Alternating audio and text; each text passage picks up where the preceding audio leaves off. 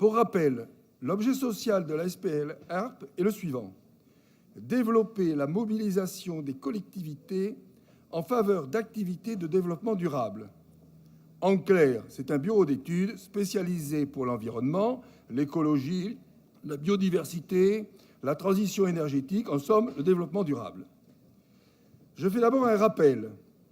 Malgré le vote en urgence, lors de l'Assemblée plénière du 24 juin 2016, il y a un an, d'un engagement de la région Occitanie de 500 000 € de commandes supplémentaires et d'une réduction du nombre de personnels repris directement par la région au 31 décembre 2016, la SPLA présente un déficit de 438 876 €. Cela signifie que malgré notre intervention de juin 2016, cette société publique locale continue à faire des pertes. La situation est très tendue au niveau de la trésorerie. C'est d'ailleurs ce que confirme l'avis de l'expert comptable du cabinet Sémaphore. Madame la Présidente, vous avez vous-même parlé de situation délicate lors de l'Assemblée plénière du 24 juin 2016, en réponse à mon interpellation sur ce sujet. Aujourd'hui, vous souhaitez déverser encore plus d'argent dans le gouffre financier qu'est devenu la SPL ARP.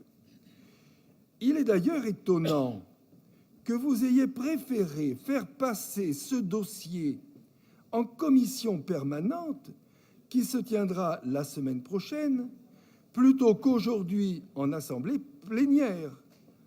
Auriez-vous peur que cela s'ébruite?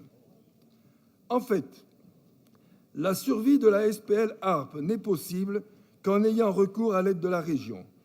C'est d'ailleurs l'objet de votre courrier du 8 mars 2017 destiné à la présidente de la SPL, apportant votre soutien financier, si nécessaire, à hauteur d'un plafond de 600 000 € maximum pour l'année 2017 et 750 000 € pour l'action de recapitalisation, c'est-à-dire la création de 7 500 actions de 100 € chacune.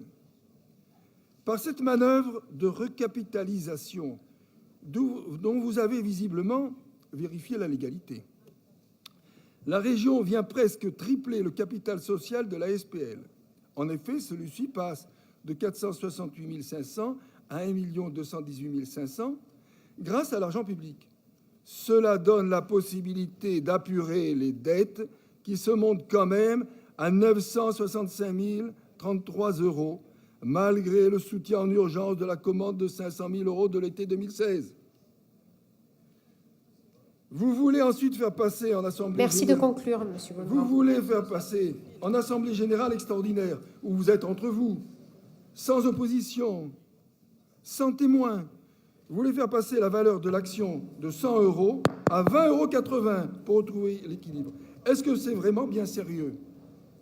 J'ai très nettement l'impression que vous essayez de cacher la vérité à nos concitoyens en essayant d'éponger discrètement les dettes de la SPL avec l'argent public.